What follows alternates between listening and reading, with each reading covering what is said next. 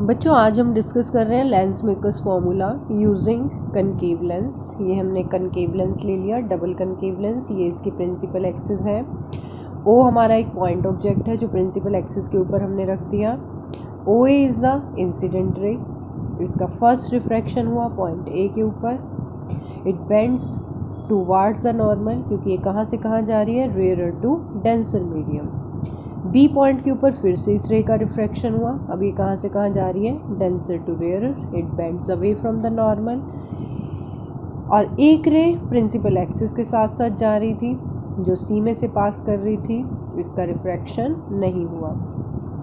अब एक रे ऐसे जा रही है, दूसरी रे स्प्रेडिंग वे में डाइवर्जिंग फॉर्म में जा रही है, तो ये आगे तो कहीं मिक्स होंगी नहीं, इंटरसेक्ट करेंगी नहीं।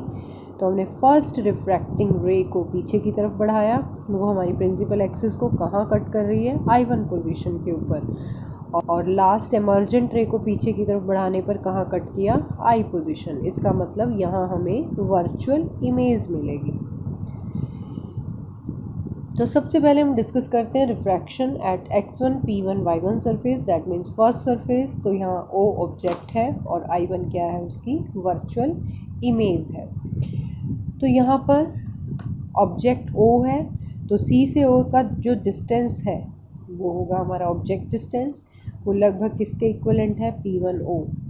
नाउ इमेज इज I1, तो CI1 लगभग किसके इक्वल है, P1I1 which is equal to V1। C से C1 which is equivalent to P1C1, और इसको हमने सिंबल दे दिया R1 का। हमारी रे कहाँ से कहाँ जा रही है, it is going from rarer to denser medium. तो हमने कौन सा फॉर्मूला ले लिया, रेयरर टू डेंसर वाला ही फॉर्मूला उठा लिया। इसमें V की जगह तो V1 रख दोगे और R की जगह क्या रख दोगे, R1। फर्स्ट रिफ्रैक्शन के टाइम में हमने ये अज्यूम कर लिया था कि हमारा जो लेंस मटेरियल है means x1 p1 y1 surface वो कॉन्टीन्यूटी में है, लेकिन एक्चुअल में ऐसा नहीं है, क्योंकि हमारे पास सेकंड बाउंड्री है। तो फाइनल इमेज हमें कहाँ मिलती है, I पोजीशन के ऊपर। तो हम जो फर्स्ट सरफेस की इमेज है सेकंड सरफेस के लिए, उसको हम वर्चुअल ऑब्जेक्ट की तरह ट्रीट करेंगे। अब हम डिस्कस करते हैं refraction at x2 p2 y2। तो I1 को हमने ऑब्जेक्ट मान लिया और I क्या हो जाएगी हमारी फाइनल इमेज। तो U ऑब्जेक्ट डिस्टेंस के लिए लेते हैं हम, क्योंकि I1 हमारा ऑब्जेक्ट है, तो CI1 लिया which is equivalent to P2I1। वैसे तो हम इसको U के रूप में ले रहे हैं, लेकिन पहले से ही हमने इसको सिंबल कौन सा दे रखा है, V1 का दे रखा है। तो I is the final image, तो P2I क्या होगा, it is equivalent to CI, और ये किससे डिनोट कर दिया हमने, V से डिनोट कर दिया। तो अब हमारी रे कहाँ से कहाँ जा रही है, डेंसर टू रेयरर। अब हमने कौन सा फॉर्मूला ले लिया, डेंसर टू रेयरर वाला। उसमें हमने U की जगह V1 लिख दिया और R की जगह R2। तो ऐसे हमारे पास दो इक्वेशंस आई, दोनों को हम ऐड कर देंगे। अब इन दोनों इक्वेशंस को ऐड कर लिया। μ1 को हमने कॉमन ले लिया, μ1 को दूसरी साइड लेकर गए, तो 1/v minus 1/u is equal to mu minus 1/r1 minus 1/r2। फिर हमने कंडीशन लगा दी कि अगर u की वैल्यू इन्फिनिटी कर दी जाती है तो v की वैल्यू क्या हो जाती है, f। वैल्यूज पुट कर दी तो हमें मिल गया लेंस मेकर्स फॉर्मूला। अब हम निकाल सकते हैं लेंस फार्मूला। लेंस मेकर्स और लेंस फार्मूले में डिफरेंस है। लेंस फार्मूले में V, U और F आता है। तो अब हम इसके लिए एक डायग्राम बना लेते हैं using convex lens. Convex lens दोनों टाइप की इमेजेस बना सकता है, रियल इमेज भी और वर्चुअल इमेज भी। तो फर्स्ट केस हमने कौन सा ले लिया, जिसमें रियल इमेज बन रही है, O भी हमारा ऑब्जेक्ट है और A डैश B डैश उसकी क्या है, रियल इमेज है। तो हमने अपना डायग्राम कंप्लीट कर लिया रेज की हेल्प से। तो A B object, A dash B dash inverted and real image. तो triangle A B C and A dash B dash C are similar triangles, तो उनकी जो साइड्स की रेशियो होगी वो क्या होगी, सेम होगी। इसको हमने कह दिया इक्वेशन नंबर 1। हमने दूसरी ट्रायंगल्स का पेयर ले लिया, A dash B dash F and C D F. These are also similar triangles. इन सिमिलर ट्रायंगल्स में भी साइड्स की रेशियो क्या रहेगी, सेम रहेगी, लेकिन सी डी साइड किसके इक्वल है, ए बी साइड के इक्वल है। तो सी डी की जगह हमने क्या पुट कर दिया, ए बी। इसको कह दिया इक्वेशन नंबर 3। तो अब हम कंपेयर कर लेते हैं अपनी फर्स्ट और थर्ड इक्वेशन। तो इसमें हमारे पास जो भी क्वांटिटीज़ आई उनकी हम वैल्यूज़ पुट कर देते हैं डायग्राम को देख के। CV is object distance which is equal to -u, CV dash is equal to v।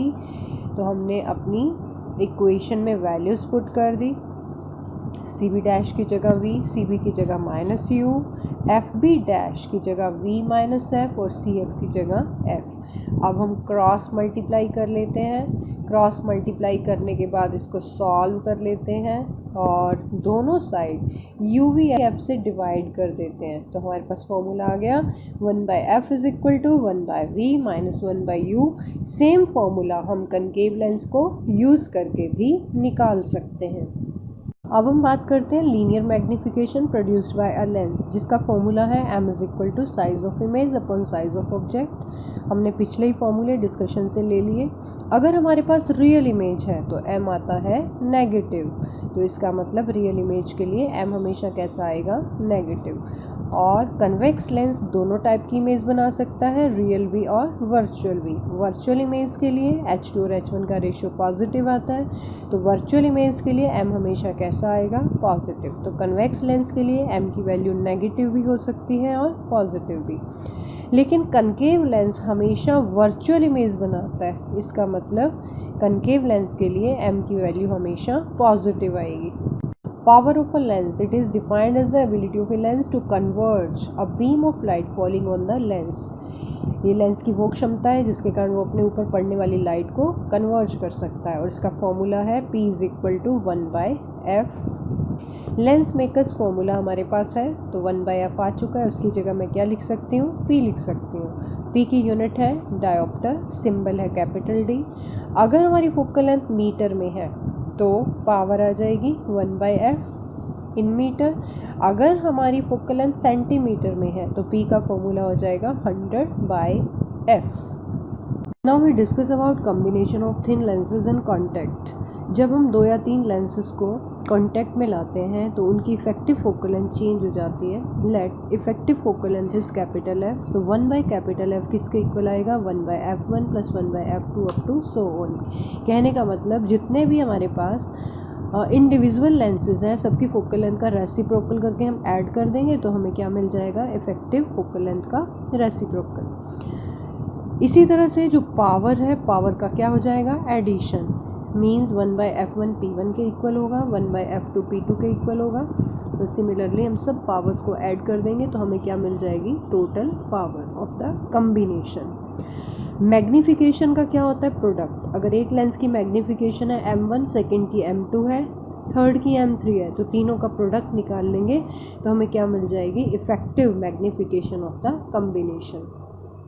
अगर 2 लेंसेज के बीच में कुछ डिस्टेंस है, लेट इट बी t, तो उनकी इफेक्टिव फोकल लेंथ का फॉर्मूला होगा 1/f is equal to 1/f1 plus 1/f2 minus d upon f1 into f2।